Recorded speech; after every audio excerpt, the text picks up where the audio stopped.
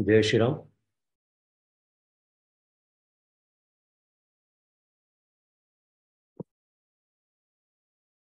ज्ञानेश्वरी भावदर्शन अध्याय 8 आणि ओवी क्रमांक 58 इथपर्यंत आपला अभ्यास मागच्याला येऊन थांबला होता. 45 ते 58 असा अभ्यास आपण मागच्याला केला. तर या वर्षीचं 2023 मधलं आपलं हे ज्ञानेश्वरीचं शेवटचं चिंतन म्हणूया, अभ्यास म्हणूया. एक योगायोग म्हणा विलक्षण, पण आपल्याला आता जो पुढे श्लोक येतो आहे तो हे जे सरत वर्ष आहे जे आपल्याला आठवण करून देत आहे काय की एका बाबतीत आपण सर्वजण अगदी समान आहोत. ते म्हणजे आपल्या सर्वांच्या आयुष्यातलं एक वर्ष कमी होतं आहे, होतच आहे, प्रतिक्षणी होत आहे. केवळ वर्ष संपत आलं म्हणून ही बोलण्याची भाषा. तरी सुद्धा त्या दृष्टीने समर्थ जे म्हणतात मरणाचे स्मरण असावे, हे नेहमीसाठी लक्षात ठेवायचं. मरणाचे स्मरण असावे याचा अर्थ मरणाच्या, मृत्यूच्या भीतीखाली अखंड जगावं असा त्याचा अर्थ अजिबात नाही. परमपूज्य काका स्मरण करून देतात की असा आरोप होतो नाही तर पारमार्थिक लोकांवरती की तुम्ही लोक अखंड असे कधी एकदाच वरचं छप्पर डोक्यावर कोसळतंय अशा अवस्थेत तुम्ही सगळा. त्याच्या अतिशय उलट आहे. जर खरा पारमार्थिक मनुष्य असेल तर तो निर्भयतेने जगत असतो. पण मरणाचे स्मरण असावे याकरता की आपण भानावरती येतो. आपण म्हणतो ना एखाद्या परीक्षेचे दिवस आहेत समजा आणि आपला मुलगा किंवा मुलगी खेळामध्ये अखंड हरवून गेलाय, तर आपण त्याला काय जरा आणतो की नाही भानावरती, की काही तुला कळतंय का काय आहे 2 दिवसावरती काय आलेलं आहे. हे जसं भानावर आणणं आहे त्या मुलाला किंवा मुलीला पुढच्या परीक्षेचं त्याला जाणीव करून देऊ, तसं ही जी आपल्याला एक परीक्षा द्यावी लागणार आहे कधी ना कधीतरी. आणि सर्वात कठीण म्हटलं तर परीक्षा हीच आहे. आणि म्हणून त्याची तयारी करण्यासाठी सुद्धा भगवंतांनी इतकी वर्ष आपल्याला दिलेली आहेत विचार केला तर. म्हणून तो श्लोक येणार आहे पुढे, आपण जाऊया त्या अभ्यासाकडे. पण त्याच्या आधी तो श्लोक अंतकालेच मामेव स्मरण मुक्त्वा कलेवरम हा जो पुढचा श्लोक आहे सगळा. पण त्याआधी श्री दत्त जयंती सप्ताहामुळे जो एक एक आठवड्याचा खंड पडला आपल्या वाचनात, त्यामुळे थोडंसं आपल्याला जर विस्मरण झालं असेल की आपण कोणता विषय बघत होतो, किंवा आज कोणी नवीन आले असतील वाचनात, तर त्यांच्या दृष्टीने एक थोडीशी उजळणी करूया, एक 10 मिनिटं 5-10 मिनिटं, आणि मग आजच्या विषयाकडे बोलूया. आपण बघत होतो की अर्जुनाने विचारलेल्या प्रश्नाची उत्तर भगवंत देत आहेत. अधिभूत म्हणजे काय, अधिदैव म्हणजे काय, अधियज्ञ म्हणजे काय.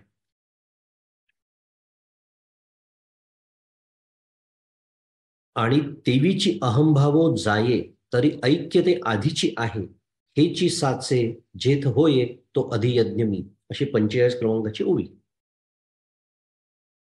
जिथून आपण मागच्या अभ्यासाला सुरुवात केली. अगदी थोडक्यात बोलायचं झालं तर ज्या ब्रह्मतत्वाच्या अधिष्ठानावरती ह्या सगळ्या गोष्टी बोलणं सुद्धा शक्य होतं, म्हणजे या देहाच्या दृष्टीने जर विचार केला, या पिंडाच्या दृष्टीने जर विचार केला, व्यष्टीच्या दृष्टीने जर विचार केला, तर ज्याच्या अधिष्ठानावरती माझ्याकडून जीव म्हणून कर्म संभवतात, साध्या भाषेमध्ये नवे जीव ही संकल्पना सिद्ध होते. आणि जीव ही संकल्पना सिद्ध होते की जी अष्टधा प्रकृतीची आहे, त्याच्याचमुळे स्वाभाविकच पुढच्या पंचधा प्रकृतीची सुद्धा सोय ज्याच्यातून होते. म्हणजे आता मी भाषा बदलवून घेतो. ज्या अधियज्ञाच्या अधिष्ठानावरती हे अधिदैवत सिद्ध होतं आणि ज्या अधिभूताला अर्थ प्राप्त होतो. आता छान जमलं समीकरण. पुन्हा बोलतो. ज्या अधियज्ञाच्या अधिष्ठानावरती काय शिकलो होतो आपण? प्रत्येक यज्ञाचा अधियज्ञ कोण आहे? विष्णू. हा जो विष्णुरूप तत्व, त्याला शिवतत्व म्हणा, विष्णू तत्व म्हणा, नावाने काही बिघडत नाही. म्हणून मी पुन्हा म्हणालो की ज्या अधियज्ञाच्या अधिष्ठानावर हे अधिदैवत सिद्ध होतं आणि अधिभूताला अर्थ प्राप्त होतो. काय शिकलो आपण? अधिभूत क्षरो भाव.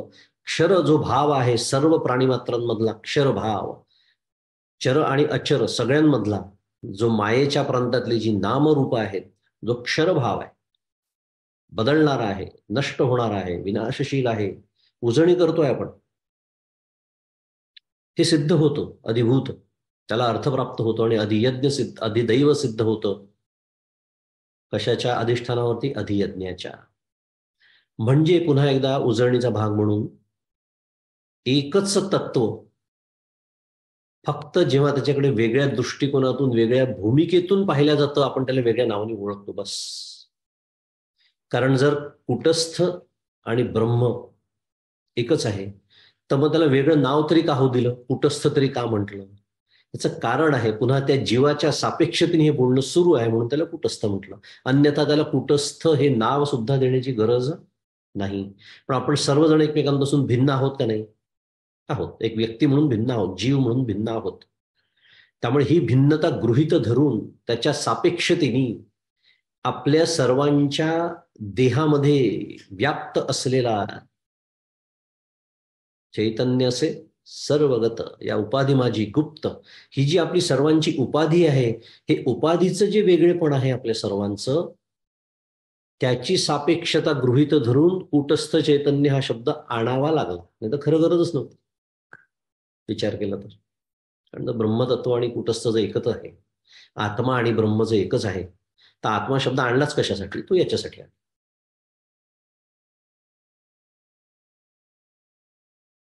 मग तुकाराम महाराज काय म्हणतात ते कळतं. उपाधी वेगळे तुम्ही निर्विकार, तुम्हा संसार काहीच नाही. पांडुरंगाचं वर्णन करतायत तुकाराम महाराज. भक्तीची भाषा सांगणं ते सुख सुरू आहे. उपाधी वेगळे, विठ्ठल कसा आहे? उपाधी वेगळा आहे म्हणून ते निर्विकार आहेत. ते असं छान समजून घेतलं की ही भाषा जी आहे भगवद्गीतेतली किंवा ज्ञानेश्वरीतली, ती आपल्याला कुठेही गोंधळात पाडत नाही. तर हे आपण मागच्या वेळेला समजून घेतलं होतं. आपण उजळणीच करतो आहोत. आणि मग ही जी ओवी मी आता वाचली 45 क्रमांकाची, की जिथून आपण मागच्या अभ्यासाला सुरुवात केली होती खरं, त्या ओवीच्या संदर्भामध्ये जेव्हा जीवाच्या संदर्भात विचार केला जातो, तेव्हा जी भाषा संभवते की जीव कर्म करतो, त्या कर्माला यज्ञाचं स्वरूप येणं अपेक्षित आहे. ते कसं, हा सगळा अभ्यास आपण मागच्या वेळेला केला. पण या सर्व यज्ञांची समाप्ती ज्या एका यज्ञात होते, ज्याचं नाव ज्ञानयज्ञ आहे, ज्याचा आपण मागच्या वेळेला विचार केला. 4थ्या अध्यायातला तो श्लोक आपण बघितला होता की ब्रह्मार्पणम ब्रह्महवी ब्रह्माग्नो ब्रह्मणाहुतम ब्रह्मैव तेन गंतव्यम ब्रह्मकर्म समाधिना हा जो श्लोक आपण बघितला की जिथे सर्व ब्रह्मरूपच होऊन जातं. ब्रह्मार्पणम ब्रह्म, त्या श्लोकाचं पुन्हा सविस्तर विवेचन करण्याची गरज नाही, कारण मागच्या आपण तो श्लोक बघितला. पण मुद्दा असा की जीवाच्या सापेक्षतेने पुन्हा एकदा आता मी जे बोलत होतो, अधियज्ञ सोडून अधिदैवताच्या दृष्टीने आपण देवता किंवा अधिदैवत, पुरुषश्चाधिदैवतम, या श्लोकावरचं विवेचन सुरू आहे. पुरुष च अधिदैवतम, अधिदैवताच्या दृष्टीने जो विचार केला, या जीवाच्या सापेक्षतेने विचार केला, जीवाची कर्म जी असतात, कारण हे सगळं आपल्याला तत्वज्ञान कळलं, ठीक आहे, पण आता याचा अनुभव कसा घ्यायचा, प्रश्न तो आहे. मी स्वतःच अधियज्ञ आहे, हे अनुभवायचं कसं? याच देहामध्ये, कारण फक्त याच देहामध्ये ते शक्य आहे. अनेक वेळा आपण ऐकलेलं आहे ते, ज्याला मनुष्य देह असं म्हणतात. तर त्याच्यासाठी या देहाच्या माध्यमातून जी कर्म होतात, त्या कर्मांना यज्ञाचं स्वरूप जेव्हा यायला सुरुवात होईल,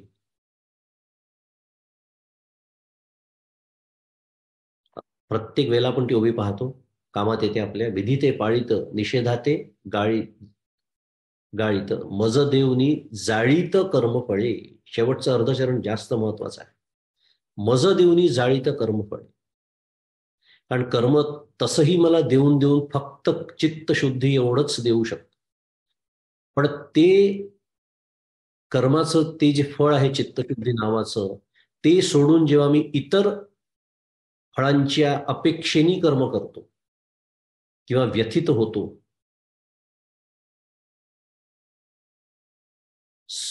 काय सुख प्राप्त झालं तर संतोष होतो, दुःख प्राप्त झालं तर विषादाला प्राप्त होतो. सुखे संतोषा न यावे, दुःखे विषादा न भजावे, लाभालाभ. हे सगळं मला केव्हा शक्य होतं? जेव्हा माझ्या कर्माचं रूपांतर यज्ञामध्ये होतं तेव्हा. आपला विषय काय सुरू आहे? जेव्हा कर्माचं रूपांतर यज्ञामध्ये होतं तेव्हा ही जी तत्व आपण बोललो, की ज्या देहाच्या सापेक्षतेने, जीवाच्या सापेक्षतेने हे शब्द संभवतात मुळामध्ये, किंवा योजावे लागले असं म्हणूया, त्या सर्व तत्व हे सगळं एकच आहे. शेवटी हे अधियज्ञच त्याच्याच अधिष्ठानावरती सुरू आहे, आणि ते अधिष्ठानच मी आहे. ते तत्वज्ञ संत स्वीकारिती इथपर्यंत आपली प्रगती व्हायची असेल तर ब्रह्मार्पणम ब्रह्महवी हे तेव्हा होतं जेव्हा प्रत्येक माझं जे कर्म आहे त्याचं यज्ञात रूपांतर होतं. आणि मग या ज्या सगळ्या पुढच्या ओव्या आहेत, मी म्हणालो आपण 58 ओवीपर्यंत आपण येऊन पोचलो होतो मागच्या आपला अभ्यास. त्याच्यामध्ये माऊलींनी 4थ्या अध्यायामध्ये अनेक पद्धतीने एक रूपकात्मक म्हणूया यज्ञांचं वर्णन केलं. कारण इथे पुन्हा यज्ञ याचा अर्थ आपल्याला यज्ञ म्हटल्यानंतर जो अग्नी, होमकुंड, यज्ञात आहुती द्यायला बसलेले ते याज्ञिक, ते यजमान, हे सगळं जे डोळ्यासमोर दृश्य येतं, हा यज्ञाचा जो व्यावहारिक अर्थ आहे तो तर आहेच, पण इथे तो यज्ञाचा अर्थ अपेक्षित नाही. इथे यज्ञ हे रूपक घेऊन मांडणी सुरू आहे. आणि त्या सगळ्या ओव्या आता आपल्याला बघायच्या नाही, कारण आपली पुन्हा उजळणीच आहे. पण तिथे उदाहरणार्थ वैराग्याचं इंधन माऊलीने म्हटलेलं आहे, विषय द्रव्यांची आहुती म्हटलेलं आहे. म्हणजे थोडक्यामध्ये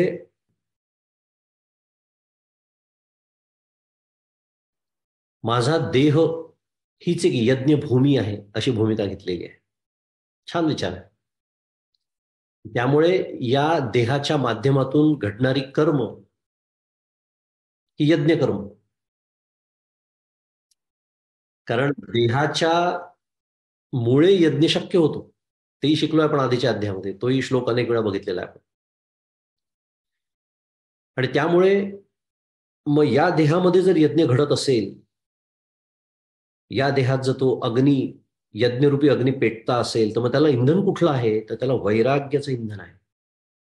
हा किती सुंदर एकात एक असा विषय निघत जातो. मगाशी आपण बोलत होतो की या देहातून मी जी कर्म करतो त्याचं रूपांतर जर यज्ञामध्ये व्हायचं असेल, आणि आता मी बोलतोय की या देहात तो यज्ञच व्हायचा असेल, तर त्याला कोणतं इंधन पाहिजे? वैराग्य रूपी. तर तिथे सुद्धा कर्माचं रूपांतर यज्ञात व्हायचं असेल, कशाची गरज आहे? वैराग्याचीच गरज आहे. वैराग्य असेल तरच माझ्या हातून निष्काम कर्म होऊ शकतं. वैराग्य असेल तरच मी केलेल्या कर्माचं जे फळ मला परमेश्वर प्रारब्ध रूपाने माझ्या पदरात घालेल ते मी रामकृष्ण हरी म्हणून आनंदाने स्वीकारू शकतो. रडत तर सगळ्या जगाला स्वीकारावं लागतं. आपण नेहमी तोही विषय पाहतो की we are loser at both the ends. कारण जो नास्तिक आहे, ज्याचा देवावरती, वेदांवरती विश्वास नाही, असे कोट्यावधी लोक या जगामध्ये आहेत. त्यांची तरी काय अवस्था आहे? त्यांना काय वेगळं विशेष काही मिळतं का? काहीच नाही. विचारा जाऊन त्यांना. तर ते तर सुखी हवे होते, तर ते स्वतःला करता समजतात. साधं गणित आहे. आपण जर खरंच करता असतो कर्माचा, तर मला हवं तसं फळ, हवं तेव्हा, हवं तितकं, हवं तसं, हवं तिथे मिळवता आलं पाहिजे. येतं का आपल्याला? नाही. तरी आपण मी करताय हा भाव सोडायलाच तयार होत नाही. म्हणजेच यज्ञ करायला मी तयारच होत नाही या देहामध्ये. म्हणजेच माझ्या वैराग्याला धक्का लागलेला असतो. कसं छान असं एकमेकांशी या जुळलेल्या गोष्टी आहेत.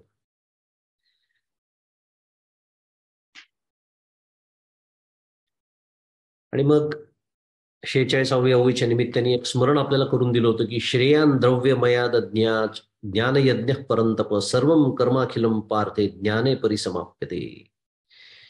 त्यामुळे हे जे सगळे कर्मरूपी यज्ञ, उपासना रूपी यज्ञ, कारण उपासना सुद्धा, आता उपासना शब्द वेगळा म्हणून आपण वेगळं बोलतो, पण उपासना ही हा कर्माचाच भाग आहे. लोकेस्मिन द्विविधा निष्ठा पुरा प्रोक्ता मयानं ज्ञान योगेन सांख्यानाम कर्मयोगेन योगिनाम. दोनच दोनच सांगितले आहेत निष्ठा भगवंतांनी. त्यामुळे उपासनेचा समावेश कर्मातच आहे. स्वरूप वेगळं आहे, ठीक आहे, पण शेवटी उपासना करावी लागते. कृत्रिमता आहे. मी केली तर होणार आहे, मी केली तशी होणार आहे, केली तेव्हा होणार आहे.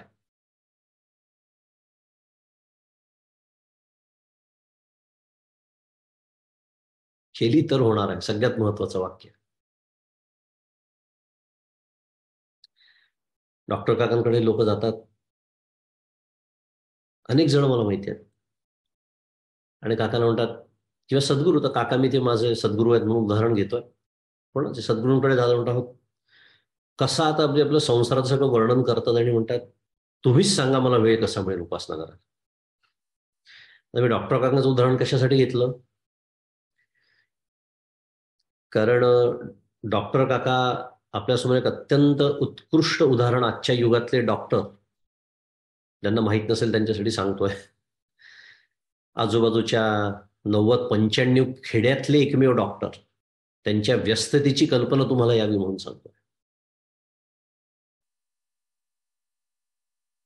कन्सल्टिंग सुरू असताना एक रुग्ण म्हणजे पेशंट समोर आला, त्याचं काय निदान झालं, तो गेला, दुसरा आतमध्ये येईस्तोवर जो काही 1 ते 2 मिनिटाचा वेळ असायचा. किती वेळ असणार आहे? एक जण बाहेर गेला आणि दुसरा आतमध्ये येणार. त्या 2 मिनिटात ते ड्रॉवर उघडून ज्ञानेश्वरी आणि दासबोधाचा अभ्यास करायचे. असे माझे सद्गुरू. आणि त्यांना जाऊन मी जेव्हा सांगतो, तुम्हाला कल्पना नाही डॉक्टर का, इतका व्यस्त आहे मी, तुम्हीच सांगा आपला विषय काय सुरू आहे, वर्ण त्यांना म्हणायचं तुम्हीच सांगा एवढ्या व्यस्त जीवनात उपासना कशी होईल. डॉक्टर काका म्हणतात बरोबर आहे, हो बाळा तुझं अगदी खरं आहे, तू इतका व्यस्त आहेस, तुला उपासना कशी जमेल.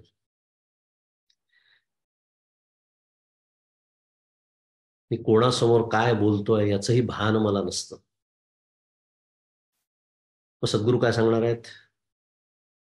आपण एवढे लहान आहोत का? लहान आपण जसं मुलांना ठरवून देतो, तू सकाळी उठलं पाहिजे, 6 वाजता अभ्यास केला पाहिजे, असं सांगण्याच्या वेळेचे आपण आहोत का? आपण तर फार शहाणे समजतो स्वतः.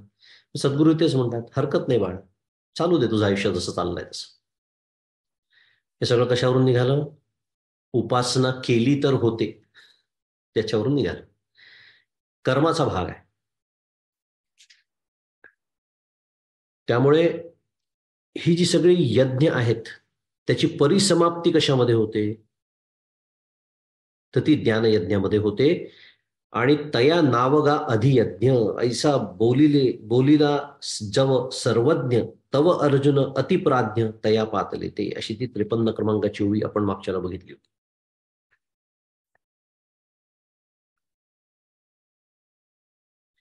आणि शेवटी 58 क्रमांकाची ओळी बघूया आणि आता याला आपली उजळणी आवर्ती घेऊया आणि आजच्या मुख्य विषयाकडे वळूया. 58वी ओळी आहे, म्हणे परिसणयांच्या राया आईके बापा धनंजया ऐसी जळो सरलिया माया तेथ जाळीते तेही जळे. श्रीकृष्ण म्हणाले की हे श्रोत्यांच्या राजा बाबा अर्जुना, याप्रमाणे अधियज्ञात अविद्येचे जळणे संपल्यानंतर तिला जाळणारे जे ज्ञान तेही जळून जाते. सुंदर ओवी आहेत. आपण त्याला कापुराचा दृष्टांत मागच्याला आपणच बघितला होता, एक उदाहरण बघितलं होतं. कारण विचार करू आपण, अग्नीचं कार्य काय आहे? भस्मसात करणं, भस्म करणं. त्यामुळे जसं इंधन संपलं की अग्नी सुद्धा संपून जातो, कारण त्याचं प्रयोजनच संपून जातं.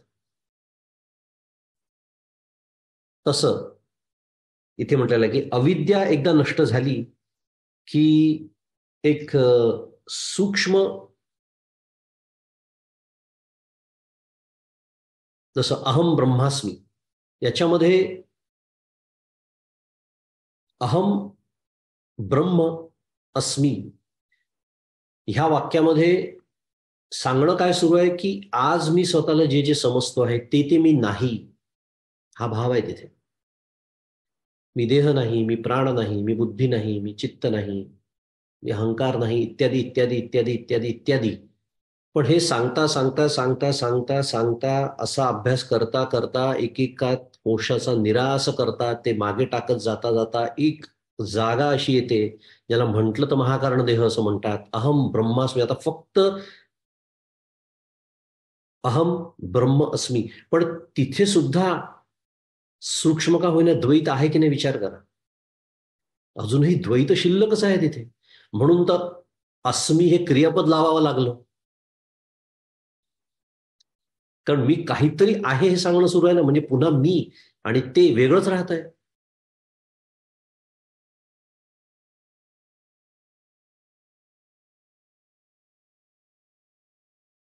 हेही इंधन जेव्हा संपून जातं अहमचं, तेव्हा अस्मीचं कामच उरत नाही. त्यामुळे उरतं काय फक्त आता? अहम ब्रह्मास्मी मधलं फक्त ब्रह्म उरतं, किंवा 6 अहम मधलं फक्त 6 उरतो. अहम सुद्धा संपतो. सोहम तेही अस्तावले आहे को ज्ञानेश्वरीमध्ये. म्हणजे तो अग्नी सुद्धा संपून जातो, असं ज्ञानरूपी अग्नी. कारण तिथे आता ज्ञान रूपताच प्राप्त होते. आता तिथे ज्ञान नव्हे, ज्ञानरूपता. आणि जे ज्ञानरूप आहे तेच सुखरूप म्हणजे आनंदरूप आहे, तेच सत्रूप आहे.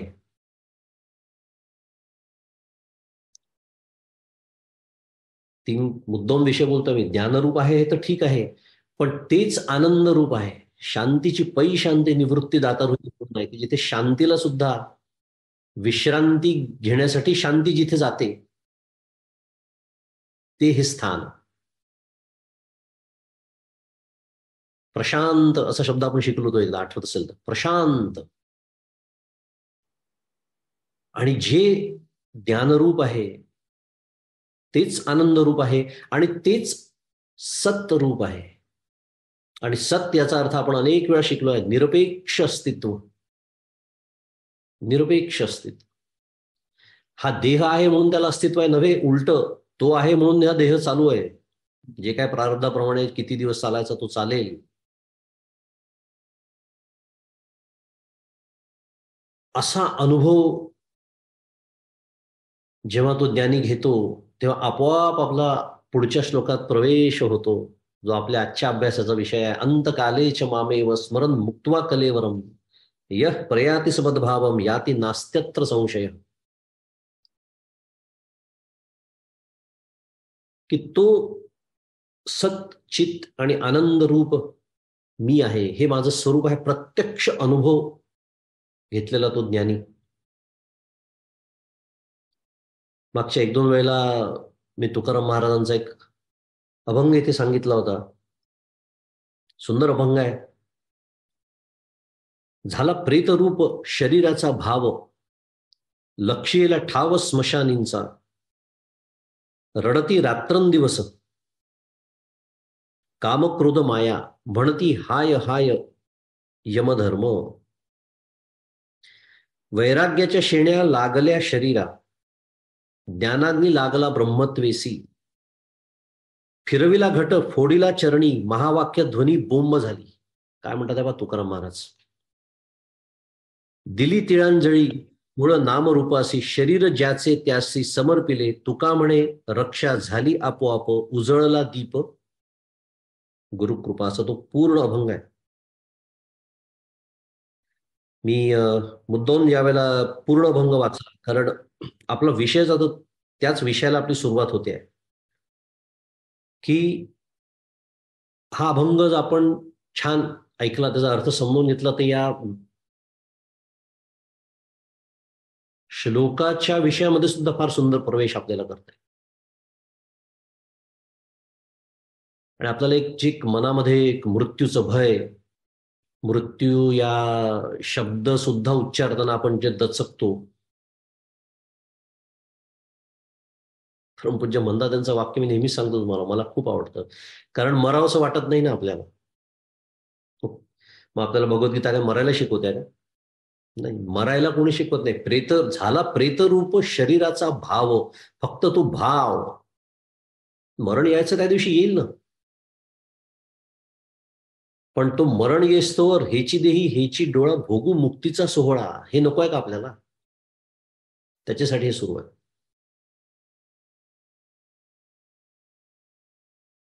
त्यामुळे जे एक गूढ असतं त्या मृत्यू या शब्दाबद्दल, त्याच्याबद्दल तुकाराम महाराज म्हणतात की झाला प्रेतरूप शरीराचा भाव, लक्षेला ठाव स्मशानींचा. कधी बोललो का मला माहिती नाही, पण गमतीनी हा अभंग मी जेव्हा पहिल्यांदा वाचला तेव्हा मी स्मशानातच होतो, गेलो होतो तिथे. तिथे कोणता कार्यक्रम असतो, तिथे एकच कार्यक्रम असतो, त्याच कार्यक्रमाला मी गेलो होतो आणि तिथे तो सुरू होता. आता जे व्हायचं ते सुरू होतं तिथे अर्थातच, पण मला भरपूर वेळ मिळाला तिथे तो अभंग छान समजून घेण्यासाठी, आणि समोर त्याचं प्रात्यक्षिक सुरू होतं. आणि ही वेळ आपल्या स्वतःवर येईस्तोवर हा अभंग अनुभवात कसा उतरवता येईल हे धडधडीत दिसत होते अभंगाच्या अर्थावर. जसं डॉक्टर काका म्हणतात की जसं ते मातीचं मडकं असतं, त्यातली माती सत्य असते, मडकं सत्य नसतं, कारण मडक्याला काय आहे, नाम आणि रूप आहे. तसं हा देह सत्य नाही आहे. मग सत्य काय आहे? या उपाधी माझी गुप्त चैतन्य असे सर्वगत, ते जे सत्य रूप ज्याचा आपण आत्ता विचार करतो, ज्याच्यासाठी हा अभंग आणलेला आहे. पण त्यामुळे हा देह सुद्धा त्या मडक्यासारखा आहे, हे आपल्या देहासमोर कोणीतरी मडकं धरून चालण्याच्या आत कळलं पाहिजे. असं वाक्य आहे परमपूज्य काकांचं. त्याच्यासाठी आपण अभ्यास करतोय. अभ्यासाचा उद्देश कधीही विसरायचा नाही. त्यामुळे झाला प्रेतरूप शरीराचा भाव, लक्षीला ठाव स्मशानींचा. म्हणजे ज्ञानाने जेव्हा देह तादात्म्य नष्ट होतं, आपला जो आता मुख्य विषय आहे ज्ञानेश्वरीचा, त्याच्यामुळे होतं काय, तर शरीराची कळा प्रेतासारखी झाली आहे. तर प्रेतासारखी झाली आहे म्हणजे काय,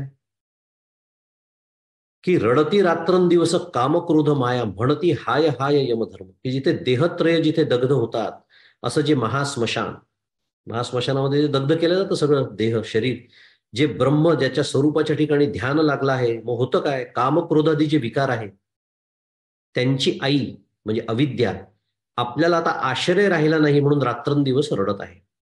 आता हे असं काही होत असतं का हो? असं काही होत नसतं. एक रूपक घेतलेलं आहे तुकाराम महाराजांनी, की अविद्या नावाची एक आई आहे अशी कल्पना केली आहे.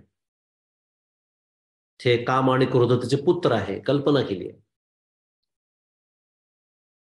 पण ते मेल्यामुळे ती रडते आहे, कारण काम आणि क्रोध हे संपल्याशिवाय तर हा अनुभव नाहीच आहे ना. आपण अनेक वेळा तो विचार करतो, काय यदा सर्वे प्रमुच्यन्ते, बोलल्यानं परवा मंदादांनी तो श्लोक उच्चारल्यावर अनेकांनी माझ्याकडे वळून पाहिलं. इतके वेळा तो श्लोक मी आतापर्यंत सांगितलाय कठोपनिषदात. तो निकष आहे, कारण मी सांगतोय अंतिम निकष आहे. अंतिम यदा सर्वे प्रमुच्यन्ते कामा यस्य हृदिश्चितः अथ मर्त्यो अमृतो भवति अत्र ब्रह्म समश्नुते. त्याशिवाय ज्ञान होणारच नाहीये. तो कामू सर्वथाच आहे. त्याशी मंदादांनी सुंदर विवेचन केलेलं आहे. त्यामुळे तुकाराम महाराज दुसऱ्या भाषेत तेच म्हणतात आहे की रडती रात्रंदिवस कामक्रोध माया, म्हणती हाय हाय यमधर्म. कामक्रोधादी विकार आणि त्यांची आई जी अविद्या आता आपल्याला आश्रय राहिला नाही म्हणून रात्रंदिवस रडते आहे, आणि यमधर्म आपले एक कुळ कमी झाले म्हणून हाय हाय म्हणत बसला आहे. मग का झालं? वैराग्याच्या शेण्या लागल्या शरीरात, ज्ञानाग्नी लागला ब्रह्मत्वेसी. वैराग्याच्या गोऱ्या या शरीराला लागल्या असून त्या मी ब्रह्म आहे या ज्ञानाग्नीने पेटलेल्या आहे. पुन्हा रूपक सुरू आहे. सांगणं काय सुरू आहे? मगाशी हेच वर्णन आपण ज्ञानेश्वरीत ऐकू. अग्नी कशाचा आहे? वैराग्याचा. त्याला इंधन कशाचं आहे? विषयरूपी द्रव्याचं. कारण त्याच्याशिवाय तो अग्नी पेटेल कसा? मगाशी ते वाक्य माझं अर्धवट राहायला सांगताना की आपल्याला मरावं असं वाटत नाही. का? जगावंसं वाटतं म्हणून. मग त्यात नवीन काय सांगितलं मी? काहीच नाही. पण जगावंसं का वाटतं? भोगावंसं वाटतं मग. परमपूज्य मंदादेंचं वाक्य सांगतोय. म्हणजेच यदा सर्वे प्रमुच्यन्ते कामायस्य हृदिशेता. ज्याच्या अंतःकरणातल्या भोगाच्या इच्छाच संपून गेलेल्या आहे. कल्पना करा, त्याला काय फरक पडतो आहे? इतकी निर्भयता जेव्हा प्राप्त होते ना, तेव्हा आपण खरेच जिंकतो परमार्थ. काय फरक पडतोय? हा प्रारब्धानुसार देह सुरू राहील, जायचं तर जाईल, राहायचं तर राहील. पण नाही, जेव्हा हे मी कमावलेलं आहे, माझे आप्त स्वकीय, माझं घर, माझी नोकरी, माझा बँक बॅलन्स, जे काही मी कमावलेलं आहे, सो कॉल्ड, असं वाटतं ना मी कमावलेलं आहे, आणि त्याच्या माध्यमातून ती माझी भोगाची साधनं आहेत सगळी, आणि माझ्या अनेक गोष्टी भोगायच्या राहिलेल्या आहेत. भजन म्हणतो आपण, अधिक देखणे निरंजन पाहणे. म्हणजे पूज्य काका जसं म्हणतात, ते शब्द माऊलींचे आहेत. माऊलींना वाटतं हो अधिक देखणे. मला कुठे वाटतं? मला अजूनही असं वाटतं हे बघावं ते बघावं. जगाचा हा भाग राहिलेलाच आहे बघायचा अजून. त्या देशात मी गेलेलोच नाहीये. माऊली म्हणते अधिक देखणे निरंजन पहा. त्यामुळे वैराग्याच्या गोऱ्या या शरीराला लागल्या असून मी ब्रह्म आहे या ज्ञानाग्नीने त्या पेटल्या आहेत. आणि नंतर मग त्या प्रेताच्या भोवती जसं तो फिरवला जातो माठ आणि फोडला जातो, तसं प्रेताच्या भोवती संसाराचा, आता तो माठ कशाचा आहे तर जणू काही संसाराचा घटक फिरवला आणि तो देवाच्या पायाजवळ फोडला. आणि त्यावेळी एक बोंब मारण्याची पद्धत आहे, ती का वगैरे ते सोडून देऊ. तिथे तिची बोंब मारल्या जाते आहे, त्याला तुकाराम महाराज उदाहरण देतात आहे. महावाक्य रूप ध्वनीची बोंब झाली. तत्त्वम असी, अयमात्मा ब्रह्म. 4 महावाक्य माहिती आहेत आपल्याला. ती महावाक्य म्हणजे जणू काही ती बोंब आहे. कारण ते अंतिम आपण जे बोललो मगाशी, सगळं बोललो मी आता, 6 अहम किंवा अहम ब्रह्मास्मी, ते अंतिम जे आता आहे. आणि मग तिथे होतं काय तर माझ्या कुळ नाम रूपांना तिलांजली दिली गेली, आणि शरीर ज्यांचं होतं त्या पंचमहाभूतांच्या ते स्वाधीन करण्यात आलं.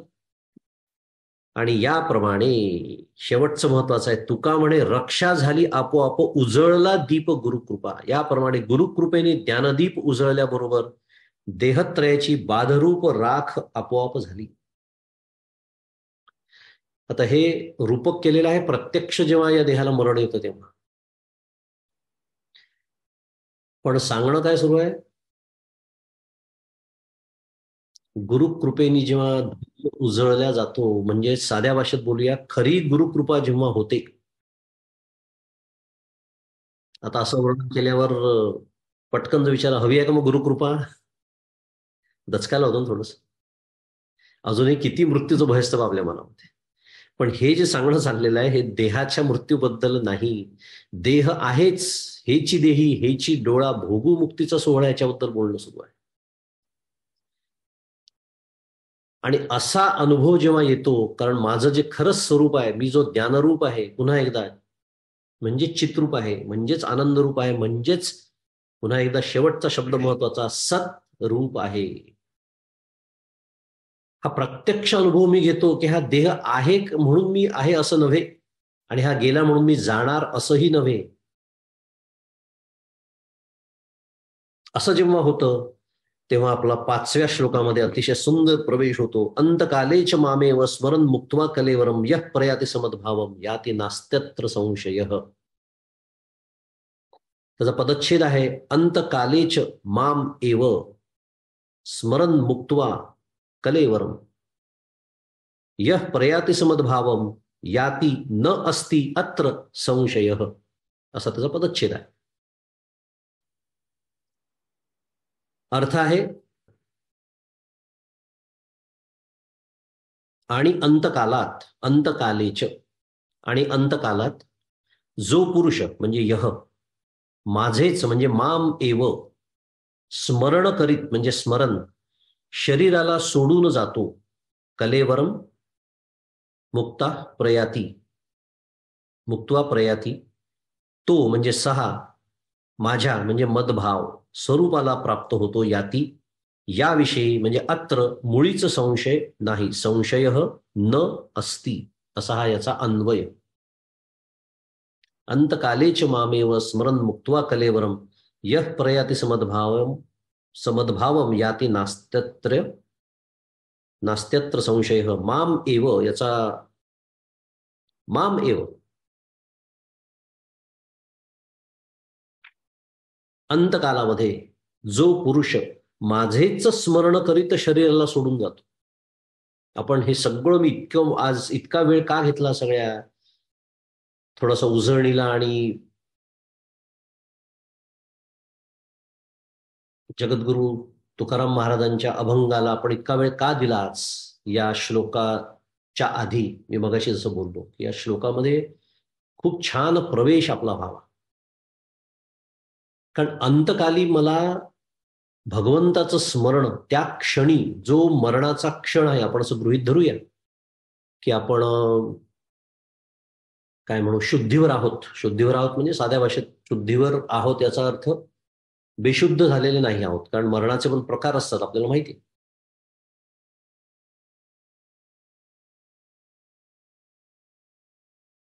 कारण अंतकालेच मामेव स्मरण मुक्त्वा कलेवरम हे जर मी बेशुद्ध पडला असेल एखाद्या व्यक्ती शक्य आहे. कारण तो तर बेशुद्ध आहे. तो कसा एखाद्याचं म्हणजे भगवंताचं स्मरण तो कसा करू शकेल? त्याचा अर्थ आपण असा करायचा की बेशुद्ध पडण्याच्या आधीचा क्षण असा त्याचा अर्थ आहे. पण मरणाच्या क्षणी मला भगवंताचं स्मरण तेव्हाच शक्य आहे जेव्हा झाला प्रेतरूप शरीराचा भाव. त्याच्यासाठी आपण सगळा त्या अभंगाचा सगळा विचार केला आणि हेच आपण आता पुढच्या माऊलींच्या ओव्यांमध्ये शिकणार आहोत. पण भगवंत म्हणतात आहे माम एव. आपण बऱ्याच वेळा विचार केलेला आहे की भगवद्गीतेमध्ये गोपालकृष्ण उवाच नाही आहे, भगवान उवाच आहे. भगवंत बोलतात आहेत. भगवंत या भूमिकेतून गोपालकृष्ण बोलतात आहेत. त्यामुळे माम एव याचा अर्थ परमेश्वरम विष्णू असाच अर्थ आचार्यांनी त्यांच्या भाष्यामध्ये केलेला आहे. आता इथे विष्णू भगवद्गीतेचा विषय म्हणून मी पुन्हा सारखं सारखं बोलतो हे की ज्यांचे आराध्य दैवत महादेव असतील तिथे त्यांनी इथे महादेव असा विचार करायचा. भगवान शंकर महादेव.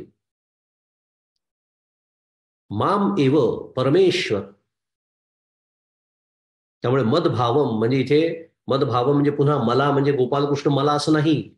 त्याचा अर्थ आचार्य पुन्हा म्हणतात वैष्णवम तत्वम. तत्वाबद्दल बोलणं सुरू आहे. मग त्या तत्वाला पुन्हा तुम्ही शिव म्हणा, विष्णू म्हणा, राम म्हणा, गणेश म्हणा. काय शिकलो आपण दत्तजयंती सप्ताहामध्ये? वारंवार बघितलेला आहे हरिहरा भेद नाही. ब्रह्मरूप आहे माझा आराध्य दैवत. त्यामुळे याविषयी मुळीच संशय नाही. आता भगवंतांना असं म्हणण्याची काही गरज आहे का? पण किती ठासून एखादा विषय भगवंतांना सांगायचा असेल कल्पना करा की अर्जुना याविषयी संशय सुद्धा तू घेऊ नको. याती वा न वा इति संशय. याती म्हणजे असं खरंच आहे का? वा न वा नाही, अजिबात नाही. असा संशय सुद्धा तू घेऊ नको. इतकं महात्म्य त्या क्षणी भगवंताच्या स्मरणाचं आहे. आणि त्या क्षणी मला भगवंताचं स्मरण फक्त तेव्हाच होऊ शकतं जर आयुष्यभर मी भगवंताच्या स्मरणात घालवलेलं असेल तर. मरताना सुद्धा माझा जीव जर साध्या भाषेत बोलूया अडकला असेल कशात तरी आणि कोणात तरी तर मला स्मरण कोणाचं होणार आहे? दत्त जयंती सप्ताहामध्ये परमपूज्य मंदादेनी कोणाची कथा सांगितली आपल्याला? संत रोहिदास.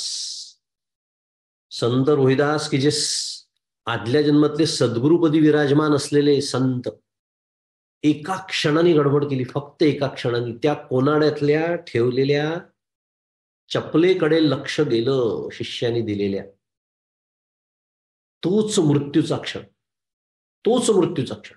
कल्पना करा त्या क्षणाचं महत्व किती आहे.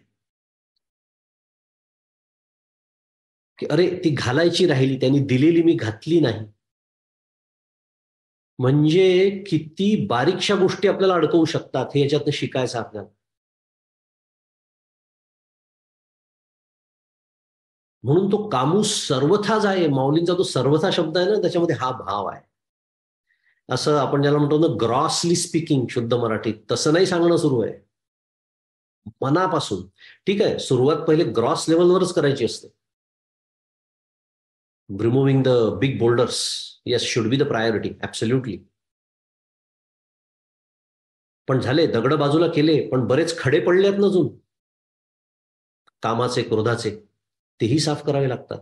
तेही चालत नाही, नाही तर ते असे ऐन क्षणी पायाला टोचतात, जसं संत रोहिदासांना टोचले. योगायोगाने आपण त्या चपलेबद्दलच बोलतोय दृष्टांतामध्ये.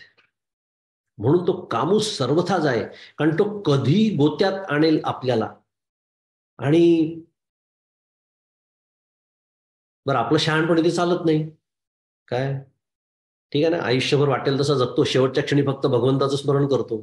हे तोच म्हणू शकतो ज्याला माहिती आहे त्याचा शेवटचा क्षण कधी येणार आहे. त्याला वंदन आहे, करावं त्यांनी, त्याला जमत असेल तर करावं.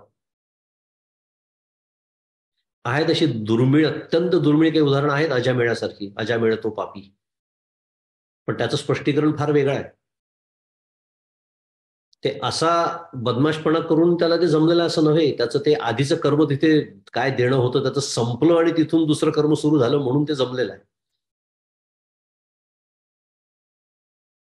त्यामुळे अपवादाचा विचार करायचा नाही, नियमामध्ये आपण बोलतो आहोत की त्या क्षणी, आणि त्या क्षणी यायचा असेल आणि तो जो क्षण मला माहिती नसेल, ठीक आहे, आपण अशी कल्पना करूया की मनुष्याला एक साधारण लक्षात आलं की माझा अंतकाळ जवळ आलेला आहे. हे एखाद वेळेस कळू शकेल, माझा अंतकाळ जवळ आलेला आहे. पण कुठल्या क्षणी मृत्यू हे कळणार आहे का? नाही. आणि अंतकाल जवळ आला असेल अशा त्या अवस्थेत जर एखादा मनुष्य असेल किंवा मी असेल, एखादा मनुष्य नाही, आता जेव्हा कधीतरी आपल्या सर्वांना जायचंच आहे त्याच्यातून, त्याचीच तर तयारी करतो आहोत आपण छानपैकी. पण तिथे जर मी कशातच अडकलो नसेल, मी जसं मगाशी म्हणालो, हे खडे सुद्धा स्वच्छ केले असतील, अगदी छान झाडून स्वच्छ केला असेल मार्ग, म्हणजे मी अखंड त्याच्या स्मरणात असेल, मग तो क्षण कधी काय येईल.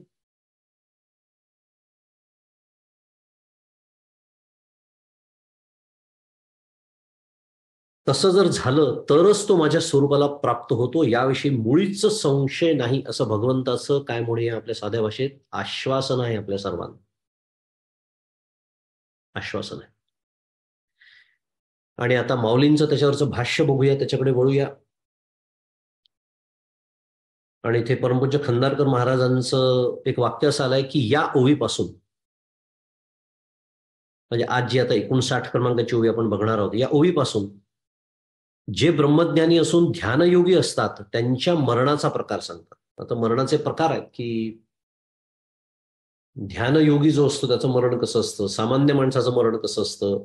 आता हे असं ते का म्हणतात आहे हे आपल्याला आत्ता एवढं फक्त मी वाचून ठेवतो, त्याचं स्पष्टीकरण मी नंतर देईन, जेव्हा हे तिन्ही विभाग आपण जेव्हा बघूया तेव्हा जास्त चांगलं आपल्याला कळेल. जो ध्यान म्हणजे ब्रह्मज्ञानी आहे पण ध्यानयोगी आहे, त्याच्या मरणाचं वर्णन करतात आहे की जे आताची सांगितले होते, आताची म्हणजे जे आपण 2 आठवड्यांपूर्वी ऐकलं होतं, अधियज्ञ, अधिदैव वगैरे सगळं. त्यामुळे जे आताची सांगितले होते, अगा अधियज्ञ म्हणितला जयाते. मगाशी आपण सुरुवात आजच्या विवेचनाची तिथूनच केली. अधियज्ञ म्हणजे काय, अधिष्ठान म्हटलं आपण त्याला. जे आधीची तया माते जाणून यंती, की अरे जे आत्ताच तुला सांगितले होते की ज्याला अधियज्ञ म्हटले आहे त्या मला, कारण अधियज्ञ या देहामध्ये कोण आहे, मीच आहे असं भगवंत म्हणालेले आहेत. म्हणजे विष्णुरूप जे अधिष्ठान आहे, पुन्हा एकदा महादेव रूप जे अधिष्ठान आपल्या देहामध्ये आहे, त्या मला जे लोक मरणाच्या पूर्वीच जाणून मरणाच्या वेळी, काय बोलतोय आपण, तो तुकाराम महाराजांचा अभंग कशासाठी वाचला आपण, मरणाच्या पूर्वीच मला जाणून हे समजून घेण्यासाठीच तर तो एवढा तुकाराम महाराजांचा सविस्तर अभंग आपण अभ्यासला.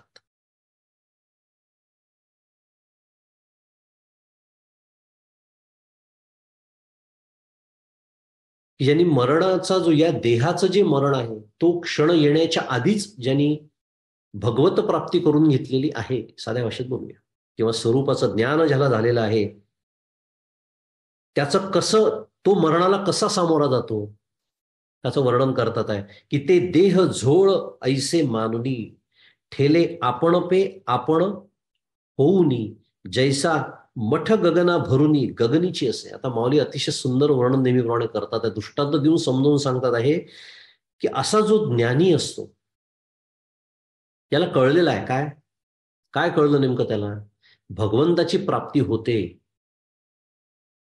माझ्या स्वरूपाचं मला ज्ञान होतं, तेव्हा नेमकं मला काय कळतं, हो खरा मी कोण आहे ते कळतं. आपल्याला पण मी कळतो की नाही, आपण अखंड मीच्या भाषेत बोलत असतो दिवसभर, काय आपली बडबड तीच सुरू असते, मी असं केलं, मी तसं केलं, मी इतका शहाणा आहे, मी इतका सामर्थ्य संपन्न आहे, मी इतका हुशार आहे, मी मूर्ख आहे, हे सुद्धा वाटतं ना काही जणांना. हाही अहंकारच आहे, आपण परमार्थात नेहमीच पाहतो. पण या मी पेक्षा आपली माझची बडबड जास्त असते, पण त्याच्या मुळाशी मीच असतो शेवटी. एक लक्षात ठेवायचं, एक गमतीचं एक आता विषय निघाला म्हणून सांगतो तुम्हाला. आपण आपला अभ्यास करायचा, लोकांचा अभ्यास करण्यासाठी सांगत नाहीये. जर माझ्या तोंडामध्ये, माझ्या मुखामध्ये अखंड अशा पद्धतीची वाक्य असतील दिवसभर, मला ना हे नाही आवडत बा, मला ना ते नाही आवडत बा, आपलं तर हे असं असतं बा, मला हे असं पाहिजे, माझं काम अतिशय शुद्ध मराठीत आहे, सिस्टमॅटिक आहे, मला अजिबात तसा भोंगळ कारभार आवडत नाही, मला घरात पसारे आवडत नाही, मला हे आवडत नाही, मला ते आवडत नाही, माझं हे असं वेळेवरच झालं पाहिजे, माझ्या वेळेवर माझी औषधं मला मिळाली पाहिजे, माझं जेवण तसं झालं पाहिजे, तुम्ही लोक फार उशीर. अखंड ही जर भाषा मनामध्ये माझ्या मुखी हेच सुरू असेल, मला मला मला मला मला, त्यांनी समजावं त्याचा मी अत्यंत घट्ट आहे, अत्यंत घट्ट आहे, आणि अनेकांच्या तोंडी भाषा सातत्याने ऐकायला येते. कारण या मला असं पाहिजे, मला तसं पाहिजे, याच्यामध्ये अखंड मी कसा वेगळा आहे विचार केला तर हेच सांगणं सुरू आहे की नाही, विचार करा. मी श्रेष्ठ का कनिष्ठ हे नाही म्हणत आहे, मी कसा वेगळा आहे, मला हे चालत नाही, मला ते आवडत नाही,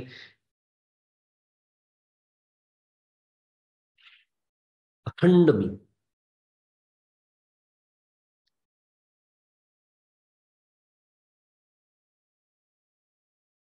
थोडक्यामध्ये काय आहे, आपण काय पाहतोय, जेव्हा ज्ञान मला या होतं, जेव्हा भगवंताची प्राप्ती होते, मला स्वरूपाचं ज्ञान प्राप्त होतं, तेव्हा काय होतं नेमकं, आता हा जो खोटा मी आहे, ज्याला मी धरून आयुष्यभर बसलेलो आहे, मी आणि माझं करतोय, तो खोटा आहे हे फक्त बौद्धिक पातळीवर न राहता मी प्रत्यक्ष अनुभव घेतो, कारण आता मला खऱ्या मीचा अनुभव आला. कारण आतापर्यंत मी हे फक्त बोलतोय, ओवीचा अभ्यास करताना, अभंगाचा अभ्यास करताना, पण तो मी खोटा आहे हे तेव्हाच मला कळू शकतं जेव्हा खऱ्या मीचा मला अनुभव आला. नाहीतर तोपर्यंत हे फक्त शाब्दिक पातळीवरच राहतं, ज्याला परोक्ष ज्ञान असं म्हणतात. तो अनुभव अपरोक्ष, प्रत्यक्ष, दृढ, अपरिवर्तनीय असाच जेव्हा येतो, यावा लागतो, तेव्हा मग मी म्हणू शकतो की अरे हो, इतके दिवस त्या खोट्या मीला मी धरून बसलो होतो, की हा देह मी, ही बुद्धी मी, माझं मन म्हणजे मी, माझे प्राण म्हणजे मी, वगैरे वगैरे. पण हे मी आता निश्चयाने बोलू शकतो का, कारण खऱ्या मीचा अनुभव आला.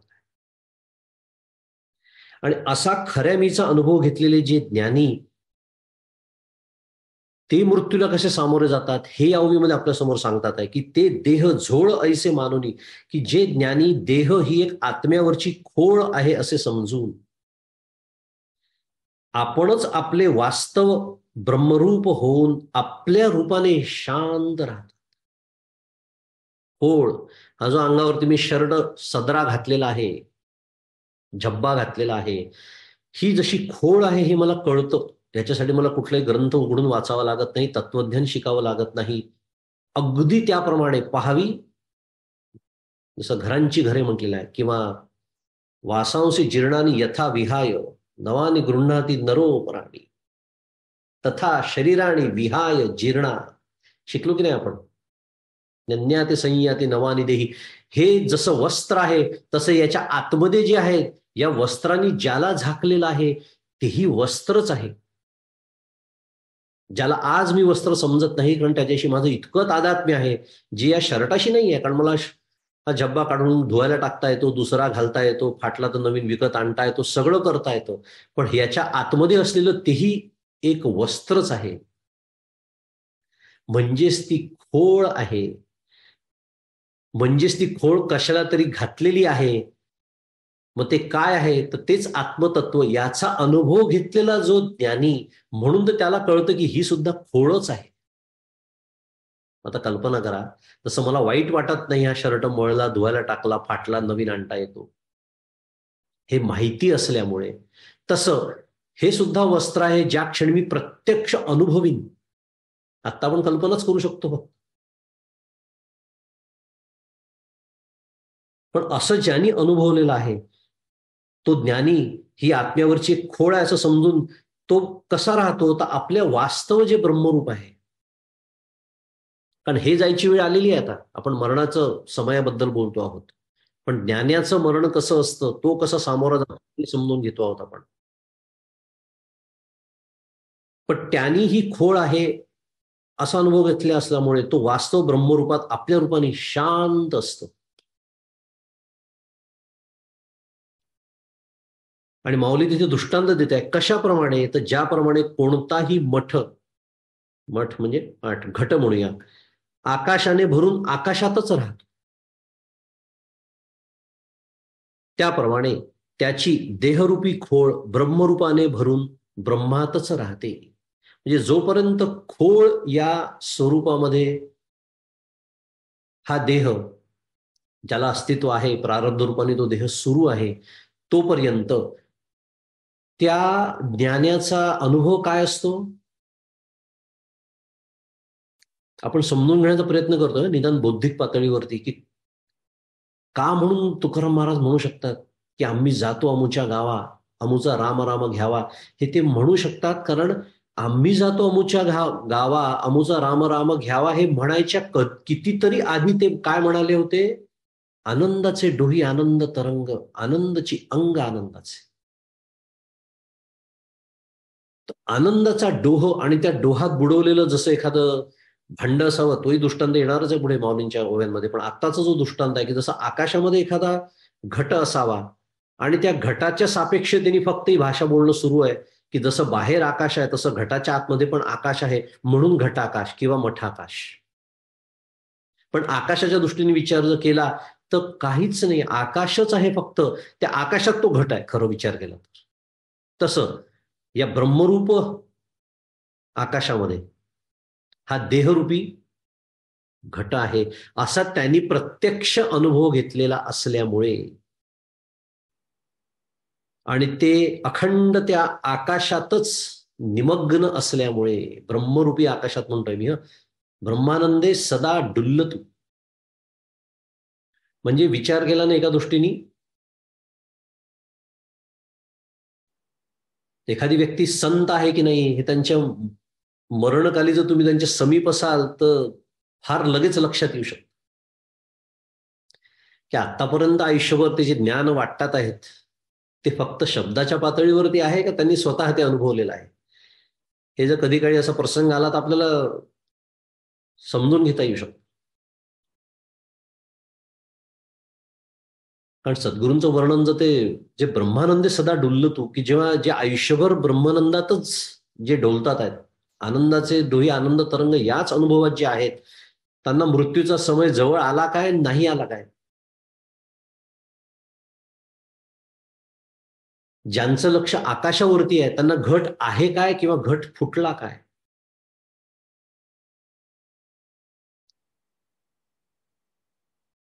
हे आपण समजून घेतो. या पद्धतीने तो ज्ञानी मृत्यूला सामोरा जातो. त्याप्रमाणे त्यांची देहरूपी खोड ब्रह्मरूपाने भरून ब्रह्मातच राहते आणि ये प्रतीतीची या माझ घरी, तया निश्चयाची वोवरी आली म्हणून बाहेरी नव्हेचीसे.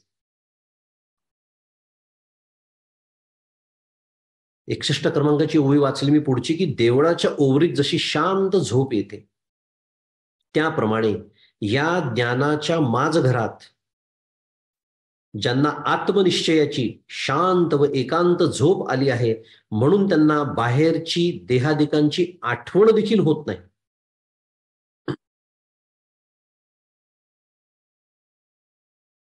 काय बोलताय?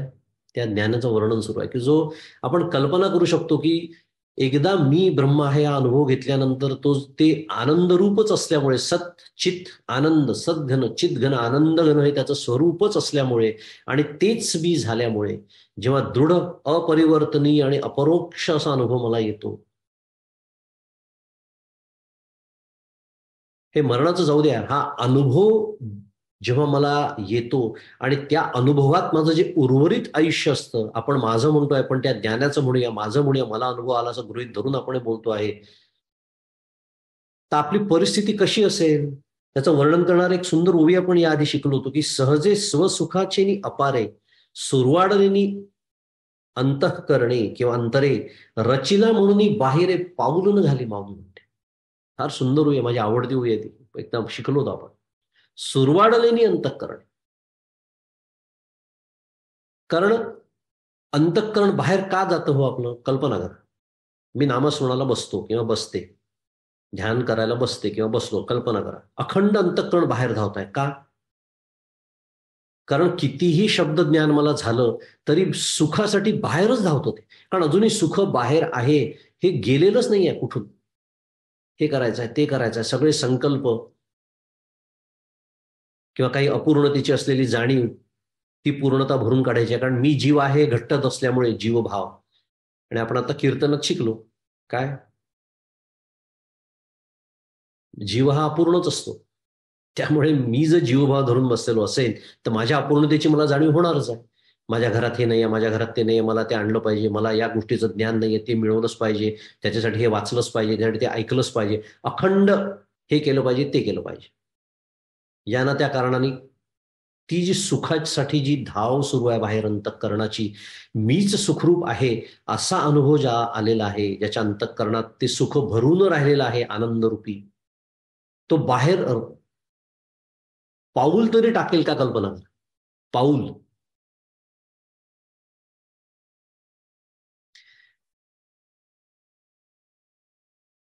मी जर एलॉन मस्क आहे, मी जर अंबानी आहे, मी जर टाटा आहे,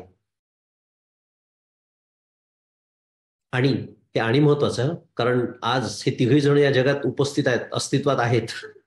पण ते आणीमध्ये ते तिथे त्या परीक्षेत ते सध्या नापास होत आहेत. आणि मिळालेले जे मला बिलियन्स ऑफ डॉलर्स आहेत ते पुरेसे आहेत असं त्यांना वाटत नाहीये, म्हणून त्यांचं अखंड कार्य सुरू आहे. सोडून देऊ आपण, आपला विषय नाही आहे तो विचाराचा. पण मी एलॉन मस्क आहे किंवा मी अंबानी आहे किंवा मी टाटा आहे आणि मिळालेले हजारो कोट्यावधी रुपये मला पुरेसे आहेत, हे ज्या क्षणी मला पटेल त्या क्षणी मी बाहेर नोकरी करायला जाईन का? अगदी त्याप्रमाणे ज्याला मीच आनंद रूप आहे असा अनुभव आलाय, तो कशाला विषयाच्या मागे जाईल पुन्हा सुखासाठी? म्हणून इथे म्हणतात आहे माऊली की त्या ज्ञानाच्या माझ घरात ज्यांना आत्मनिश्चयाची शांत आणि एकांत झोप आलेली आहे, तो कशाला जाईल बाहेर? म्हणून त्यांना बाहेरच्या देहादिकांची आठवण सुद्धा होत नाही. या निशा सर्व भूतानाम तस्याम जागृती संयमी, यस्याम जागृती भूतानी सा निशा पश्यतो मुने. हे माझा एक अजून आवडता श्लोक आहे दुसऱ्या अध्यायातला, की ज्या सुखासाठी हे प्रापंचिक लोक अखंड बाहेर धावत असतात, त्या सुखांच्या दृष्टीने तो जो मुनी असतो तो जणू झोपलेला असतो, असा हा श्लोक आपल्याला सांगतोय बरं. त्याचं जे उरलेलं अर्धचरण आहे, यस्याम जागृती भूतानी, ज्या सुखाच्या बाबतीत संपूर्ण प्रापंचिक लोक अखंड जागे असतात, हे हवं ते हवं, डोळ्याच्या माध्यमातून हवं, कानाच्या माध्यमातून हवं, स्पर्शाच्या माध्यमातून हवं, या बाबतीत अखंड मी, ज्या सुखाच्या बाबतीत मी अत्यंत जागा असतो, जागृत असतो, अखंड ते मिळवण्यासाठी धडपड करत असतो, त्या सुखाच्या बाबतीत हा ज्ञानी सा निशा पश्यते पश्यतो मुने. हे त्याला जणू काही तिथे झोप आलेली असते, म्हणजे तो त्याचा विचारही करत नाही. आणि यस्याम जागृती संयमी, आणि तो ज्या बाबतीत जागा असतो, तस्याम जागृती संयमी या निशा सर्व भूताना, तो कशाच्या बाबतीत जागा असतो तेच आपण आता बघतोय. त्याला आत्मनिश्चयाची आणि शांतची एकांत, इथे नेमका झोप म्हटलाय पण इथे जाग म्हटलाय या श्लोकामध्ये. तो ज्या आनंदात असतो त्या बाबतीत प्रापंचिक माणसाला झोप आलेली असते. या दिशा सर्व भूताना, फार सुंदर श्लोक आहे. आता माऊली असं म्हणते की जो अशा त्या आनंदामध्ये निमग्न आहे की ज्याला इतर व्यवहारकाली सुद्धा आपल्या देहाचं भान नाही. कल्पना करा. अजून मृत्यूचा क्षण येईल तेव्हा येईल, पण इतर वेळेला सुद्धा त्याला आपल्या देहाचं भान नाही. ऐसे सबाह्य ऐक्य संचले मीची होऊनी असता रचिले, बाहेरी भूतांची पाचही खवले निळताची पडिली. की याप्रमाणे ज्यांचं ध्यानाने व ज्ञानाने मी आणि हे सर्व जगत ब्रह्म आहे असे आतून बाहेरून ऐक्य स्थिर झाले असता, जे मीच होऊन मरणाचे स्वागता करता सिद्ध झाले असता, त्यांची पाचही भूतांची बाह्य कवचे म्हणजे हे पाच कोश म्हणूया, हे तीन देह म्हणूया, न कळतच गळून पडतात. काय सुंदर शब्द वापरले का माऊलींनी. नेणताची पडील, नकळत गळून पडतात. हे शब्द खूप महत्वाचे आहे. आपल्याला देह सामान्य माणसाला सोडावा लागतो.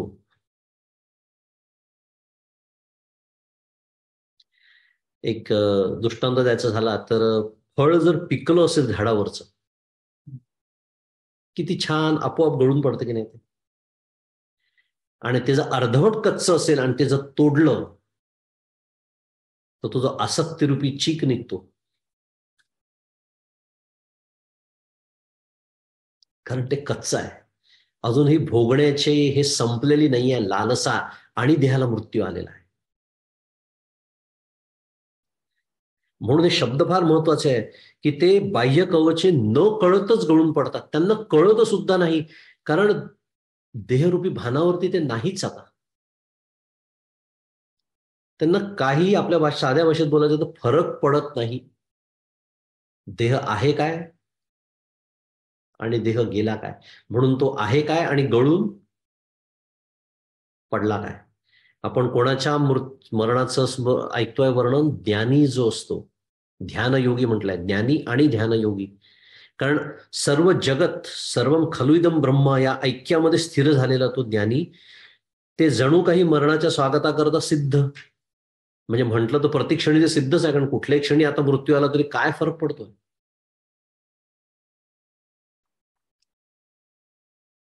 आता उभे पण नाही जयाचे, मा पडिलिया गहन कवण तयाचे, म्हणून प्रतितीची पोटीचे पाणी नहाले.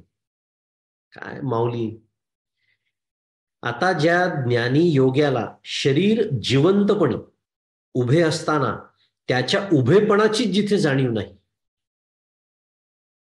मग मरणाचे वेळी पडल्यानंतर त्याला त्याचे काय कोणते मोठे दुःख होणार आहे. मला जर हा सदरा घातल्यानंतर सुद्धा जाणीव नसेल की तो किती सुंदर आहे, तो रेशमाचा आहे, तो इतका महाग आहे, लोकांना आवडतोय कारण त्याच्यात किती सुंदर दिसतो आहे, हे जर जागेपणीच मला म्हणजे जागृतीत सगळ्यांमध्ये बसलो असताना जर भान नसेल, त्याचं मला कौतुक नसेल, तर मग तो फाटला काय, तो मी बदलला काय. अगदी त्याप्रमाणे त्या ज्ञानाचं हे वर्णन आहे की त्याला मरणाचे पडल्यानंतर त्याला कोणतं मोठं दुःख होणार. आणि म्हणून देह पडताना, म्हणून हे सगळं समजून आपण काय घेतोय की त्या क्षणी मृत्यूचा आता क्षण आला, आता क्षण अगदी. म्हणून देह पडताना त्या ज्ञानी योग्याच्या अनुभवाच्या पोटातील पाणी यत किंचितही हालत नाही.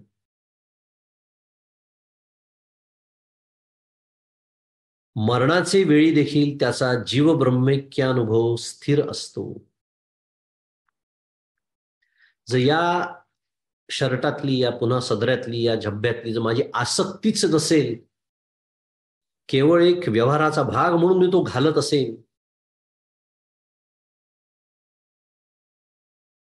परमपूज्य काका जसं म्हणतात एखाद्या कार्यक्रमाला आपल्याला बोलवतात, निमंत्रण पत्रिका येते लग्नाची. काय लिहिलेलं असतं त्याच्यामध्ये?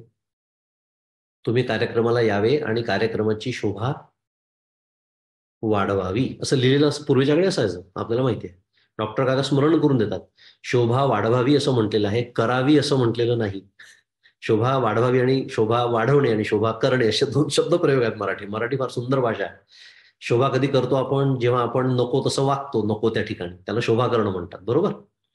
त्यामुळे त्या कार्यक्रमाची गरज, या वाचनाची गरज म्हणून मी जेव्हा हे घालतो, मी काय सांगण्याचा प्रयत्न करतोय? गरज कोणाची आहे? व्यवहारकाली तसं तसं वागायचं असतं म्हणून मी जेव्हा हे वागतोय. रोजच्या आयुष्यात गरज आहे कर्म करण्याची, प्रारब्धनीय देह सुरू आहे म्हणून या, आता हे झालं शर्ट, हा सोडून द्यायचा, आता हा सदरा बाजूला काढायचा. त्याच्या आतमध्ये असलेली खोड जी आहे ती भगवंतानी जर माझं काम झालं नसेल तर ज्या कामासाठी दिली आहे त्या कामासाठी वापरणं, आणि काम झालं असेल तर ती जायची त्या दिवशी जाईल, या भूमिकेत असणं. जसं त्या कार्यक्रमाची शोभा वाढवण्यासाठी म्हणून आपण चांगले उत्तम कपडे घालून जातो, माझी गरज म्हणून नव्हे.